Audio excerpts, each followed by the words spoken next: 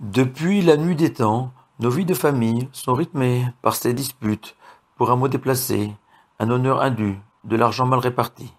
Dans notre paracha, Korach a cru être victime d'une injustice de la part de son cousin Moshe Rabbeinu.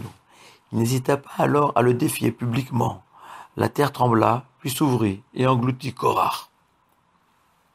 On pourrait penser que Korach a été puni car il s'est querellé avec Moshe, l'homme parfait.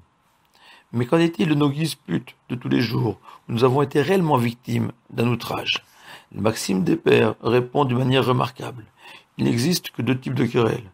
Celles qui sont le Shem Shamaïm, deux êtres humains à la recherche de la vérité, qui s'opposent dans l'intention de comprendre de quelle manière sanctifier le nom divin, traduction littérale de le Shem Shamaïm, telles les écoles de Hillel et de Shammai, dont nous étudions 2000 ans après les arguments. Dans cette première catégorie de querelles, les parents avec leurs enfants, le professeur avec ses élèves, ne doivent pas craindre de se quereller pour leur imposer des valeurs morales et spirituelles. La deuxième catégorie des disputes est définie par nos sages comme étant celles qui ne sont pas le Shem Shamaïm, dont le supposé bénéfice est strictement personnel, à l'instar de Korach. Avoir raison ou tort ne rentre pas en ligne de compte pour nos sages.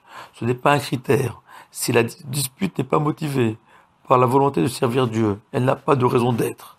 Le Talmud rajoute que celui qui entretient une dispute transgresse à chaque instant une interdiction de la Torah.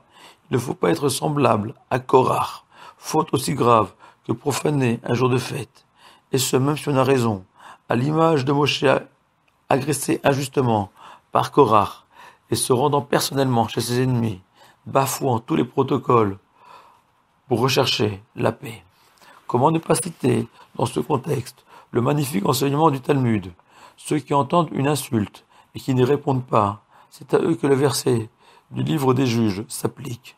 Ils sont semblables au soleil à son zénith, car de la même manière que rien ne peut atteindre le soleil, ainsi le juste n'est jamais affecté par l'injure qui rabaisse uniquement celui qui l'a proférée. Plus encore, Rabbi Hilla rajoute que le monde repose que sur celui qui est capable de se taire au moment d'une dispute. Et c'est la raison pour laquelle, expliquent nos sages, la terre s'est ouverte pour engloutir Korach, qui lui n'a pas su réfréner ses pulsions querelleuses. Combien il est malheureux de voir ses couples, ses familles, ses communautés se fâcher pour des motifs insignifiants, pour des questions de fierté mal placées. Oublions peut-être que Korach est brutalement mort dans ce monde-ci, mais qu'il ne se relèvera pas non plus au moment de la résurrection des morts, selon Rabbi Akiva. Pourquoi? Car un des noms du Mashiach est Shalom, et que seuls ceux qui ont contribué bénéficieront de sa venue. Shabbat Shalom à vous tous.